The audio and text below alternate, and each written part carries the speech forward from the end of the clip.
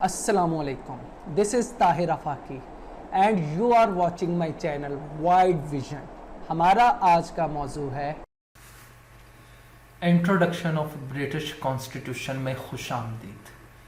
दोस्तों, आज के मौजू में हम देखेंगे कि कॉन्स्टिट्यूशन क्या है, इसकी नेचर क्या है, इसके सोर्सेस क्या है और यहाँ पर कौन सा फॉर्म ऑफ गवर्नमेंट चल रहा है और फिर यहाँ पर कौन से इदारे हैं जो कि सुप्रीम बॉडी की हैसियत रखते हैं और फिर यूके कॉन्स्टिट्यूशन में कन्वेंशंस का क्या रोल है, ये सब हम आज के मौजू में जानेंगे। तो दोस्तों, आगाज करते हैं। हम आगाज में देखेंगे what is the nature of UK constitution.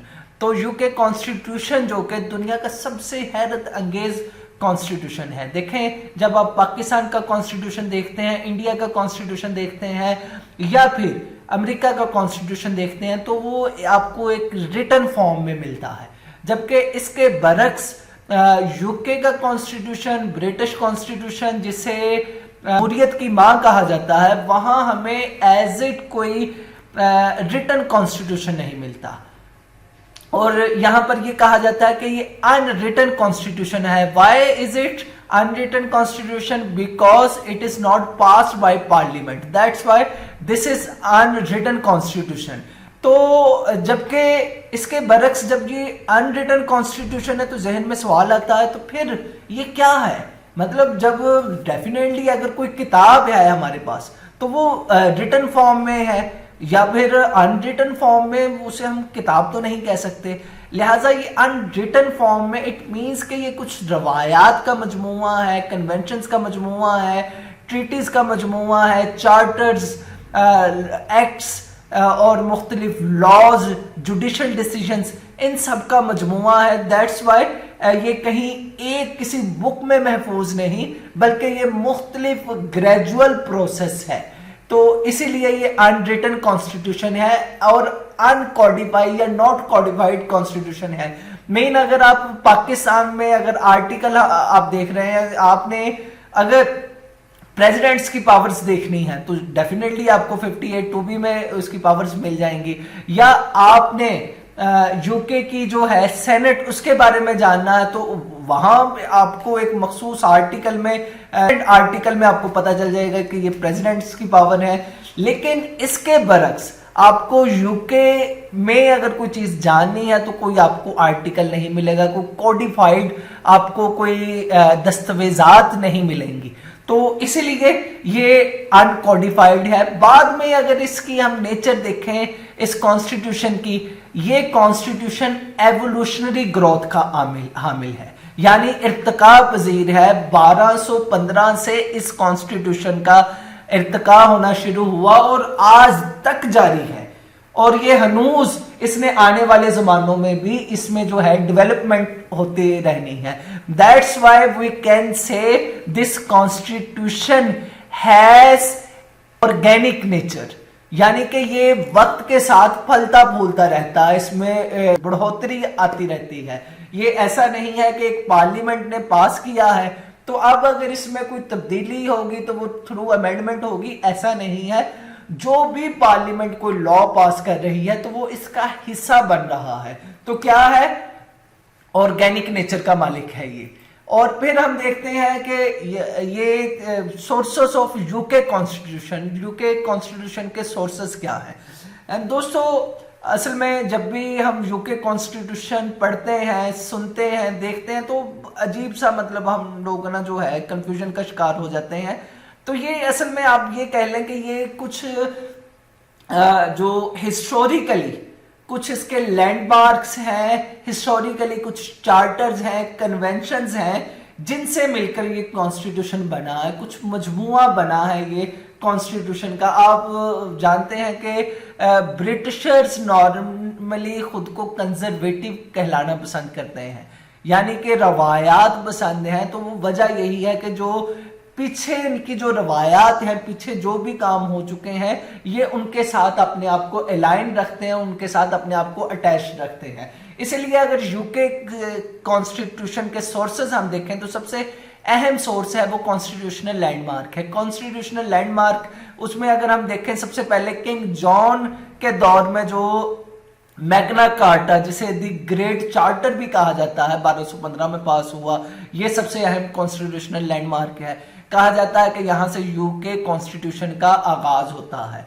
फिर उसके बाद पिटिशन राइट्स, ये 1628 में पास हुआ किंग चार्ल्स के दौर में। और फिर उसके बाद है बिल ऑफ राइट्स 1689 में, जब ग्लोरियस रेवोल्यूशन आया तो उसके बाद जो है बिल ऑफ राइट्स पास हुआ, जिसमें बादशाह की पावर्स को कम कर दिया गया और अवाम की पावर को बढ़ा दिया गया। तो ये बिल ऑफ राइट्स है। फिर उसके बाद एक्ट ऑफ सेटलमेंट्स है, स्कॉटलैंड के साथ जो है सेटलमेंट हुई 1701 में। फिर मुख्तलिफ इस तरह के जो है कॉन्स्टिट्यूशनल लैंडमार्क्स हैं। जब कोई पूछता है कि where is UK constitution, where is British constitution, so we can show them these are the constitutional landmarks and these are UK constitution, these acts, these charters, these conventions are UK constitution. तो अगर कुछ दिखाने के लिए है तो ये चीजें हैं। अच्छा, फिर दूसरे नंबर पर जो यूके कॉन्स्टिट्यूशन का सोर्स है वो है इसका जो है statutes of parliament.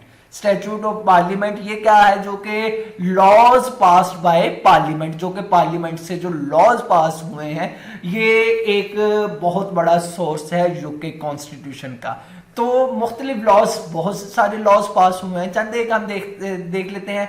Habeas corpus, जो कि 1671 में पास हुआ, हैबियस कॉर्पस एक्ट, जिसमें आप रियासत के किसी भी शहरी को हब्से बेजा में नहीं रख सकते, यानी विदाउट वारंट आप उसे गिरफ्तार नहीं कर सकते। तो ये सबसे अहम है कि ये सबसे फंडामेंटल राइट है कि आपको कोई भी इदारा आपके खिलाफ ना हो, कोई भी इदारा जो है आपको हब्से बेजा में ना रखे।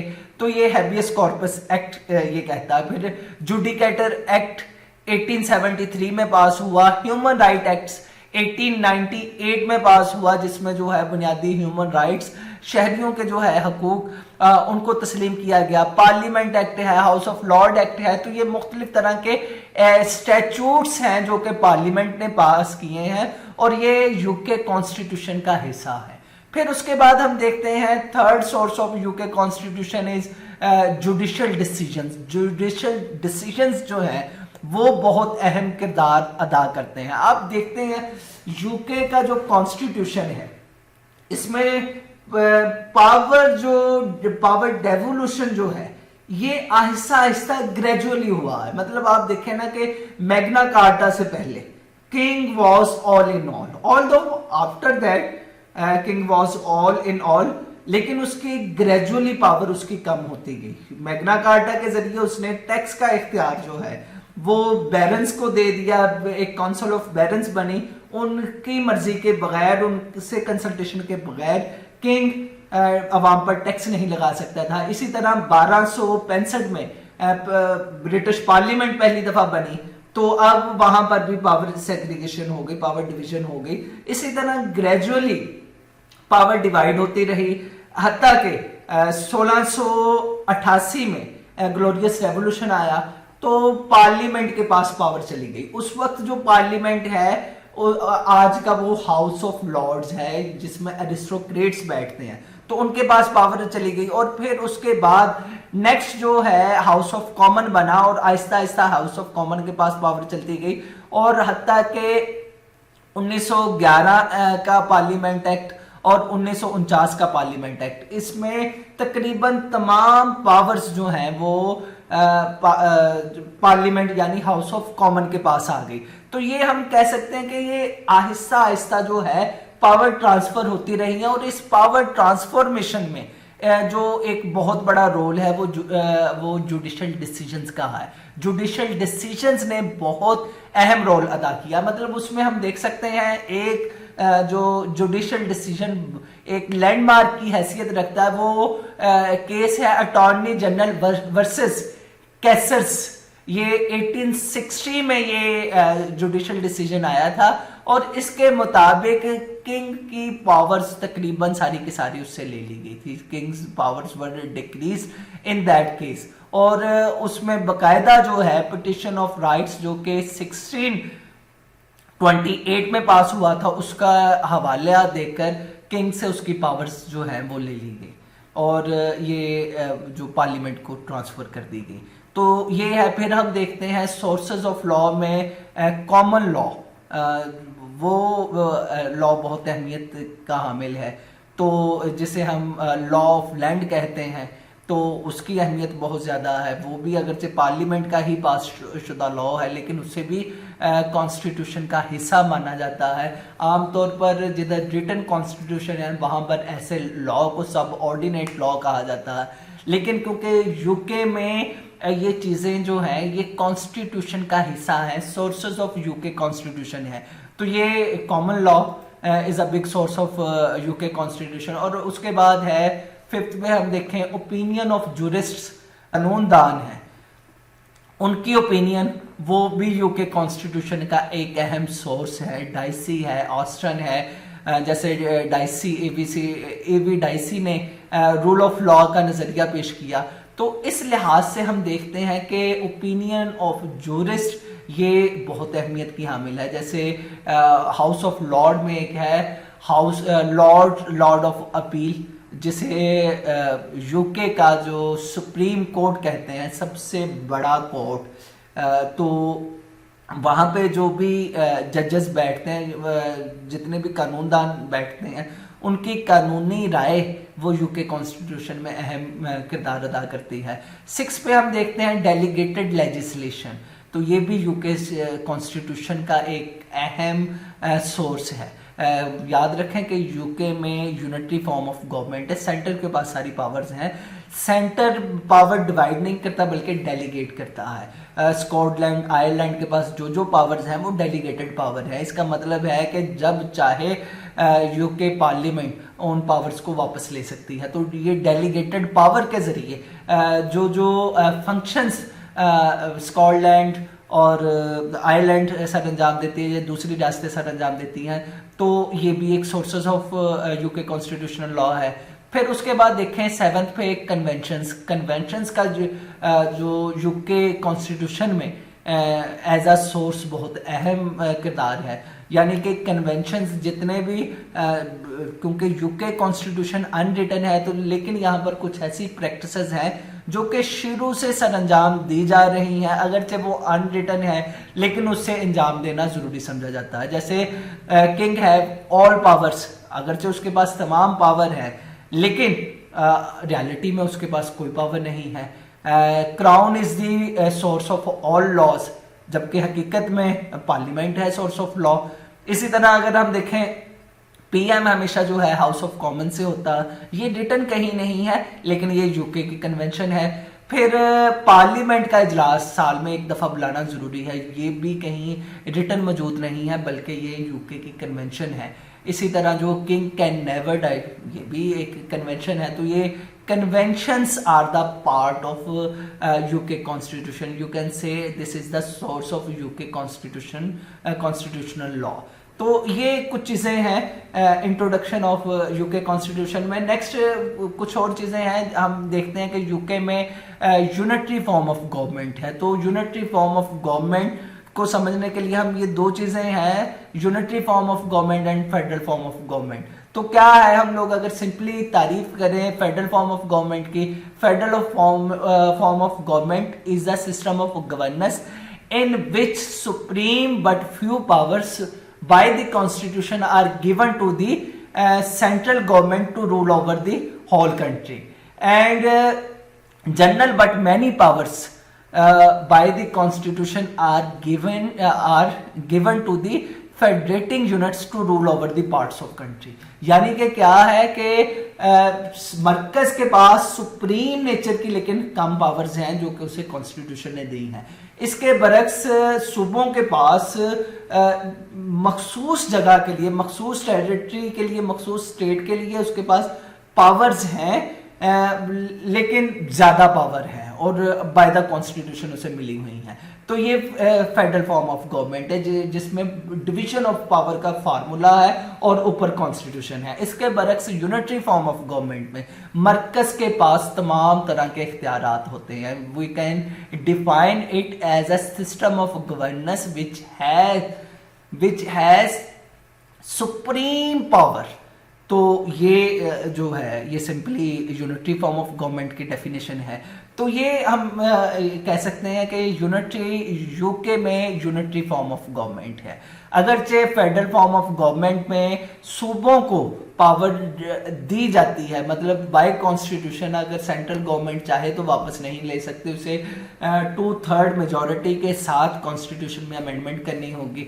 इसके बरक्स यूके में जो मुख्तलिफ रियासतें हैं, स्टेट्स हैं, उनको जो पावर दी जाती है वो डेलीगेटेड पावर है, यानी कि वो पावर कभी भी वापस ली जा सकती है। पार्लियामेंट जब चाहे अपनी ये पावर्स वापस ले सकता है। इसी तरह देखें यूके में पार्लियामेंट्री फॉर्म ऑफ गवर्नमेंट है। There are 2 type of government system जो है, पार्लियामेंट्री फॉर्म ऑफ गवर्नमेंट और second presidential form of government. तो सिंपली इसमें अगर हम देखें जो पार्लियामेंट्री फॉर्म ऑफ गवर्नमेंट में पीएम जो है वो हेड ऑफ द गवर्नमेंट होता है। इसके बरक्स प्रेसिडेंशियल फॉर्म ऑफ गवर्नमेंट में जो प्रेसिडेंट है वो हेड ऑफ स्टेट भी होता है और हेड ऑफ गवर्नमेंट भी होता है, मतलब वो दोनों पावर्स उसके पास होती हैं। इसके बरक्स जो पार्लियामेंट्री फॉर्म ऑफ गवर्नमेंट में है उसमें हेड ऑफ गवर्नमेंट जो है वो असल में इख्तियारात का हामिल होता है, जबकि प्रेसिडेंट वहां पे मौजूद होता है पार्लियामेंट्री फॉर्म ऑफ गवर्नमेंट में, लेकिन वो सेरेमोनियल होता है। ऑल्दो कि वो हेड ऑफ स्टेट होता है लेकिन उसके पास पावर बहुत कम होती हैं, ना होने के बराबर होती हैं। तो ये यूके में पार्लियामेंट्री फॉर्म ऑफ गवर्नमेंट है और वहाँ प्रेसिडेंट की बजाय क्राउन है जो कि हेड ऑफ स्टेट है और प्राइम मिनिस्टर वो हेड ऑफ द गवर्नमेंट है। वो सारा निज़ाम जो है वो रन कर रहा होता है। तो यूके में पार्लियामेंट्री फॉर्म ऑफ गवर्नमेंट है। अच्छा, अब हम देखें कि यूके पार्लियामेंट की कंपोजिशन क्या है। What is the composition of UK parliament. तो यूके पार्लियामेंट की यूके की पार्लियामेंट जो है 3 जो है ट्राइकैमरल लेजिस्लेचर की हामिल है, यानी कि यहाँ पर 3 पिलर्स मौजूद हैं। बुनियादी तौर पर 3 पिलर्स हैं। नंबर 1 जो house of common, number 2 house of Lord and number 3 crown. यानी कि अगर हम स्टार्ट करें क्राउन पहले नंबर पर, फिर हाउस ऑफ लॉर्ड और उसके बाद हाउस ऑफ कॉमन है। तो क्राउन क्या है? असल में ये किंग है, मोनार्कियल सिस्टम जिसमें बादशाह जो है एक ही खानदान से है। एक बादशाह के मरने के बाद उसकी औलाद में जो सबसे बड़ा बेटा है वो बादशाह बन जाएगा। अगर बेटे नहीं हैं तो जो बेटी है वो बादशाह बन जाएगी। अगर एक बादशाह की कोई औलाद नहीं तो उसके भाइयों में से कोई बादशाह बन जाएगा। तो ये इस तरह का है, ये फैमिली रूल है।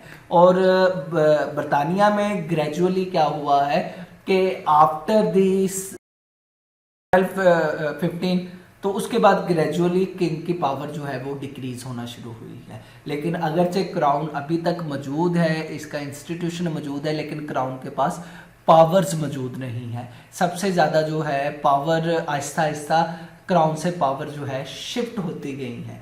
तो लिहाजा क्राउन आप ये कह लें कि ये एक 3rd पिलर है, लेकिन इसके पास वो पावर, वो इख्तियारात मौजूद नहीं है। फिर उसके बाद दूसरे नंबर पर है House of Lords. House of Lords ये बहुत ज़्यादा अहमियत का हामिल हाउस है। इब्तिदा पे जब भी हम पार्लियामेंट की जो 17वीं 18वीं और 19वीं सदी में जो बात करते थे पार्लियामेंट्री सॉवरेनिटी की यूके में, तो इसका मतलब हाउस ऑफ लॉर्ड था। ये अरिस्टोक्रेट्स यहाँ पर बैठते थे, यहाँ पर बड़े बड़े जागीरदार बैठते थे, बड़े लोग बैठते थे जिनको बादशाह मुंतखब करता था।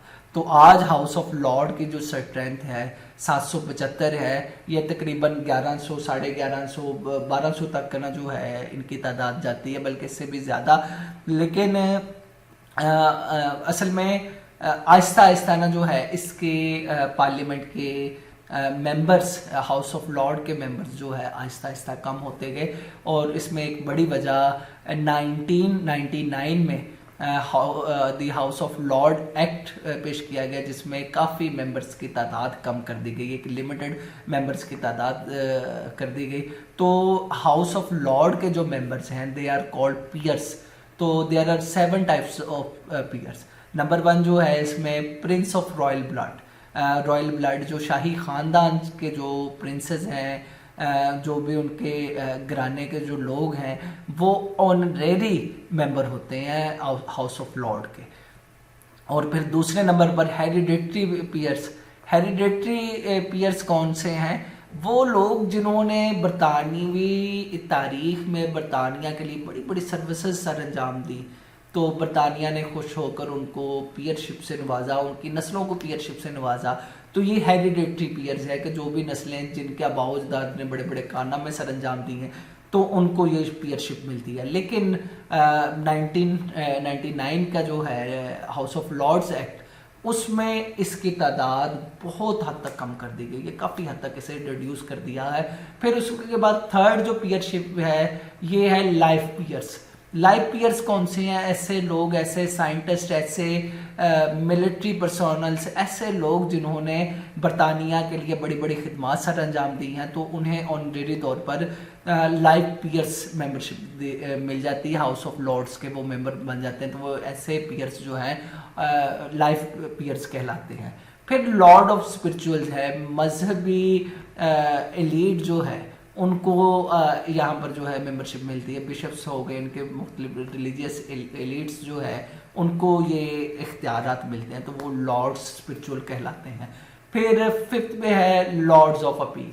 लॉर्ड्स ऑफ अपील ये बरतानिया का आप कह लें कि ये सुप्रीम कोर्ट है, इसकी जिम्मेदारी बहुत ज़्यादा है, अगरचे ये हाउस ऑफ लॉर्ड का हिस्सा है, लेकिन जो हतमी अपील जो है, जैसे हमारे यहाँ सुप्रीम कोर्ट हतमी अपील सुनता है, इसी तरह यहाँ पर हाउस ऑफ अपील या लॉर्ड ऑफ अपील ये काम करता है। तो ये आप कह लें कि ये जुडिशल एक्सपर्ट और जजेस यहाँ पर बैठे हुए हैं, जो कि मुख्तलिफ रियासत के बड़े बड़े डिसीजंस जो हैं यहाँ पर दिए जाते हैं। ये आप कह लें कि हाउस ऑफ लॉर्ड में सबसे ज़्यादा ताकतवर अगर कोई बॉडी है तो वो ये लॉर्ड ऑफ अपील है। फिर उसके बाद यहाँ पर छठे नंबर पर पीयर्स ऑफ स्कॉटलैंड बैठते हैं, पीयर्स ऑफ 7th नंबर पे आयरलैंड के पीयर्स बैठते हैं। तो ये भी एक मखसूस तादाद है जो कि यहाँ पर बैठती है। तो ये आप कह लें कि ये है मुकम्मल कंपोजिशन हाउस ऑफ लॉर्ड्स की। अब हम देखते हैं house of common. House of common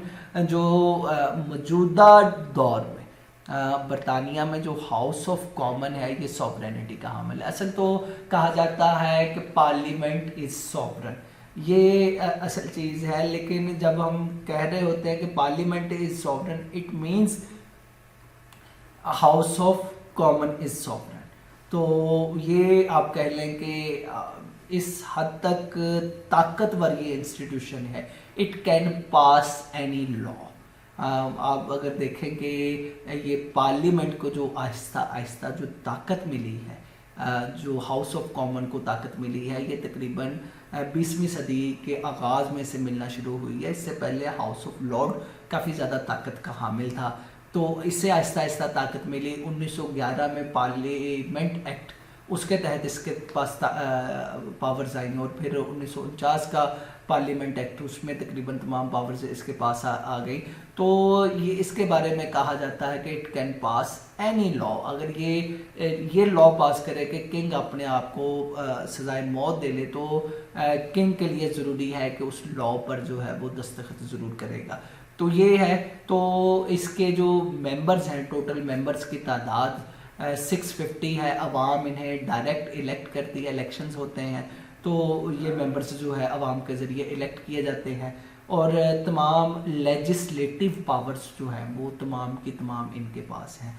अगरचे कुछ लेजिस्लेशन जो है हाउस ऑफ लॉर्ड्स वहाँ पर जाती हैं, उनके भी सिग्नेचर्स होते हैं, लेकिन हतमी तौर पर अगर कोई लॉ पास हो गया तो वो जो है उसे अगर हाउस ऑफ कॉमन ने पास कर दिया तो वो पास ही तस्वर किया जाएगा। और ये भी याद रखें कि जैसे कि जो अमेरिकन कॉन्स्टिट्यूशन है, वहाँ पर सॉवरेनिटी बिलोंग्स टू पीपल, यहाँ पर पीपल्स सॉवरेनिटी नहीं बल्कि पार्लियामेंट सॉवरन है। तो पार्लिमान ही आप कह लें कि तमाम कवानीन का जो है सोर्स है। जब हम ब्रिटिश कॉन्स्टिट्यूशन की बात कर रहे होते हैं, असल में वो तमाम सोर्स उस कॉन्स्टिट्यूशन का वो असल में ब्रिटिश पार्लियामेंट है। तो पार्लियामेंट जो भी लॉ पास कर ले, जो कुछ मर्जी कर ले, तो पार्लियामेंट को रोकने वाला कोई नहीं। मतलब इसकी अनलिमिटेड पावर है, सॉवरन है ये। यहाँ के जितने भी मेंबर्स हैं, मतलब उनकी एज लिमिट जो आगाज़ होती है 25 ईयर्स, उसकी एज लिमिट है। और यहाँ की जो पार्लियामेंट जिसे अवाम मुंतखब करती है, 5 साल तक वो जो है इक़्तिदार में रहती है। और इसमें अगर हम देखें यहाँ पर ड्यूल पार्टी सिस्टम है इस वक्त।